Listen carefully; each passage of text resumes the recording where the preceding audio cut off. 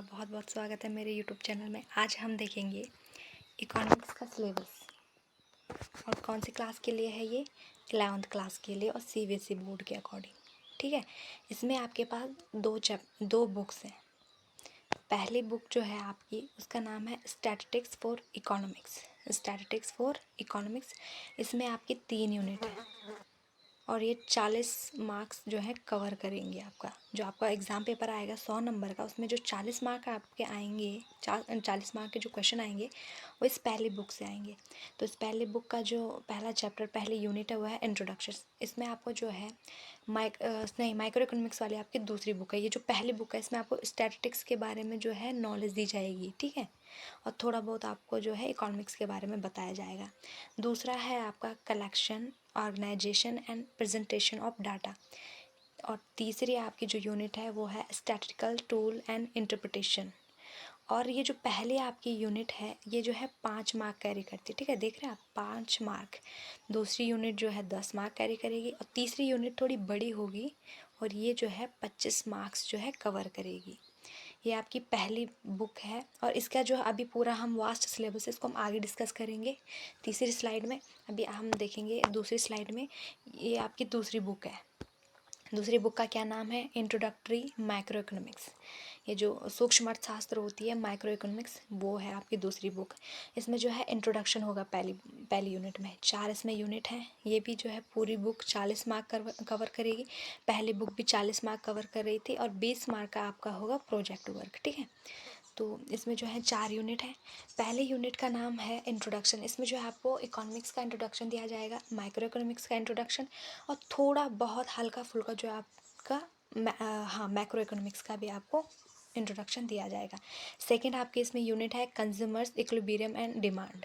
Consumer का जो संतुलन होता है और उनकी जो मांग होती है। तीसरा आपका चैप्टर है प्रोड्यूसर बिहेवियर एंड सप्लाई। ये 14 मार्क कैरी करेगा। और जो चौथी आपकी यूनिट है उसका नाम है forms of market and price determination under perfect competition with simple application. ये आपका 8 मार्क कैरी करेगा। ये 14 मार्क, ये भी 14 मार्क और ये 4 मार्क, टोटल मिला के हो गए 40 मार्क। ठीक है, अभी हम देखेंगे स्लाइड नंबर तीसरी पे हम देखेंगे। देखिए प्रोजेक्ट वर्क, ये तो खैर आपके स्कूल पे डिपेंड करता है कि वो आपको किस तरह का प्रोजेक्ट वर्क देते हैं। कई बार जो है टीचर्स सिर्फ इंटरनल लेके ही प्रोजेक्ट के नंबर रख देते हैं, लेकिन कई बार जो उनको एकदम पर्टिकुलरली 20 मार्क का जो है आपको फाइल पे प्रोजेक्ट दिया जाता है। ठीक है, अब हम डिस्कस करेंगे आपकी जो पहली बुक है उसकी जो तीनों यूनिट्स है उसके अंदर क्या सिलेबस है, उनको हम एक एक करके यहाँ पे डिस्कस करेंगे। ठीक है, तो ये पहली आपकी बुक है स्टैटिस्टिक्स फॉर इकोनॉमिक्स। इसकी पहली जो यूनिट है वो है इंट्रोडक्शन। इंट्रोडक्शन में है व्हाट इज़ इकोनॉमिक्स, इसकी मीनिंग क्या है, इसका scope, function, importance of statistics in economics. ये आपकी पहली यूनिट, पहली बुक की पहली यूनिट। ये आपकी पहली बुक की दूसरी यूनिट है जिसका नाम है collection, organisation and presentation of data. इसमें देखिए कलेक्शन ऑफ डाटा, इसमें आपको क्या पढ़ना है? Sources of data. ठीक है, primary and secondary, how basic data is collect with concept of sampling. कैसे जो है बेसिक डाटा जो है कलेक्ट किया जाता है। फिर method of collecting data, data को किस तरह कलेक्ट किया जाता है उस चीज़ की आपको विधि पढ़नी है। Important source of secondary data, जो सेकेंडरी डाटा होता है उसका इम्पोर्टेंट सोर्स क्या होता है। Census of India and national sample survey organisation. ठीक है, और फिर दूसरी जो आपके यहाँ पे है इसी यूनिट का दूसरा जो टॉपिक है, इसी यूनिट का जो दूसरा टॉपिक वो है ऑर्गेनाइजेशन ऑफ डाटा। इसका मीनिंग क्या होता है, ये कितने टाइप का होता है, वेरिएबल्स होता है, फ्रीक्वेंसी, डिस्ट्रीब्यूशन, ये आपको पढ़ना है। तीसरा है presentation of data, tabular presentation, diagrammatic presentation of data.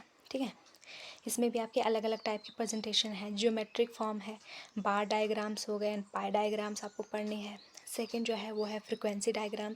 ठीक है, हिस्टोग्राम है, पॉलीगन है एंड ऑगिव है। और थर्ड है आपका अर्थमेटिक लाइन ग्राफ हो गया, टाइम सीरीज ग्राफ भी इसको कहते हैं। ठीक है, और जो पहली बुक है उसका जो आखिरी और तीसरी यूनिट है उसका नाम है स्टैटिस्टिकल्स टूल्स एंड इंटरप्रिटेशन।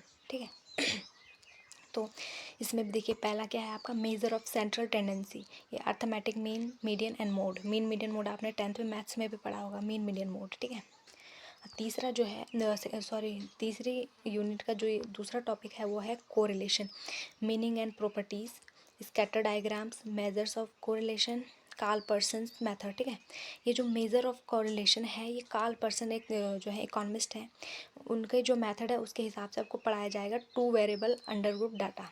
ठीक है, Spearman rank, correlation, non repeated rank and repeated rank.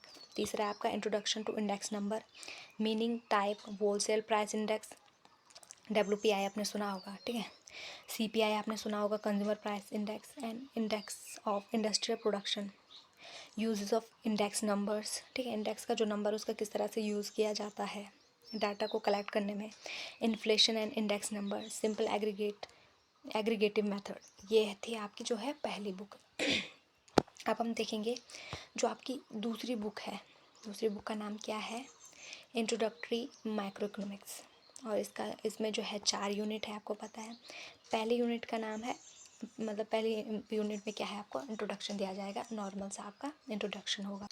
तो इसमें जो है आपको बताया जाएगा meaning of micro economics and macro economics, positive and normative economics, what is an economy, और central problem of an economy, what, how and for whom the produce, concept of production, possibility. ठीक है, फॉर्चुनायर and opportunities cost. ये आपकी दूसरी book का पहला chapter या पहली यूनिट थी। आप देखेंगे इसकी दूसरी यूनिट का क्या नाम है, consumers equilibrium and demand, consumers equilibrium and demand. तो इसमें जो है पहला टॉपिक आपका क्या है, consumers equilibrium, meaning of utility, marginal utility, law of diminishing marginal utility, condition of consumers equilibrium using, and marginal utility analysis। Second है आपका indifference curve analysis of consumers equilibrium, the consumers budget set and budget line आपको यहाँ पे पढ़ाया जाएगा, preference of the consumer, indifference curve, indifference map, and the condition of consumers equilibrium। तीसरा है यहाँ पे demand, market demand, determinants of demand, demand schedule, demand curve and it's slope, movement along and shift in the demand curve, price elasticity of demand, factor affecting price elasticity of demand, measurement of price elasticity of demand, percentage change mode method and total expenditure method. ये आपकी दूसरी जो है unit है दूसरी book की। अब हम देखेंगे तीसरी यूनिट का नाम है प्रोड्यूसर्स बिहेवियर एंड सप्लाई। इसमें पहला क्या है, meaning of production function, short run and long run total product, average product and marginal product. Second आपका रिटर्न टू अ फैक्टर, और तीसरा है cost, short run cost, total fix cost, total variable cost, average fix cost, average variable cost and marginal cost. इनकी जो है meaning और इनके आपस में क्या रिलेशनशिप है, जितनी भी टाइप की कॉस्ट है इनकी मीनिंग आपको पढ़ाई जाएगी, उनका आपस में फिर इनको रिलेट किया जाएगा, किस तरह से एक दूसरे से अलग हैं और किस तरह से सेम है। तीसरा है आपका रेवेन्यू। ठीक है, रेवेन्यू मतलब राजस्व, जो सरकार को या फिर किसी भी कॉरपोरेट को मिलता है, जो पैसे या फिर उनकी जो इनकम होती है। Total revenue, average revenue and marginal revenue, उसका मीनिंग और इनके आपस में क्या रिलेशन है। चौथा है आपका प्रोड्यूसर्स इक्विलिब्रियम, इसका मतलब क्या होता है ये आपको पढ़ाया जाएगा, it's condition in term of marginal revenue and marginal cost. ठीक है, और आखिरी है इसका topic supply, market supply, determinants of supply, supply schedule, supply curve and it's slope, movements along and shift in supply curve, price elasticity of supply, measurement of price elasticity of supply and percentage change method. ये आपकी तीसरी unit है।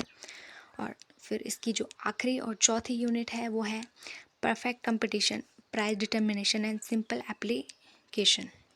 इसमें आपके दो topic हैं, पहला आपका परफेक्ट कंपटीशन, इसके फीचर क्या है, determination of market equilibrium and effect of shift in the demand and supply short run. ये सिर्फ शॉर्ट रन में आपको इसमें पढ़ाया जाएगा। और जो सेकंड है वो है simple application of demand and supply, price selling, price. ठीक है, प्राइस सेलिंग अलग है और ये प्राइस वाला टॉपिक आपका अलग है। तो ये थी आपकी दोनों बुक का। ठीक है, पहली बुक का आपने देखा 40 मार्क कैरी कर रही है, सेकंड बुक भी जो है 40 मार्क कैरी कर रही है, और आपका जो एग्ज़ाम पेपर होगा वो 100 मार्क का होगा। तो जो 20 मार्क का है वो होगा आपका प्रोजेक्ट वर्क। कितने मार्क का, 20 मार्क का।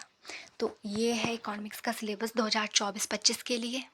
अगर आपको वीडियो पसंद आई तो वीडियो को लाइक करना, अपने दोस्तों के साथ शेयर करना और चैनल को सब्सक्राइब करके बेल आइकन को प्रेस कर देना। Thank you so much.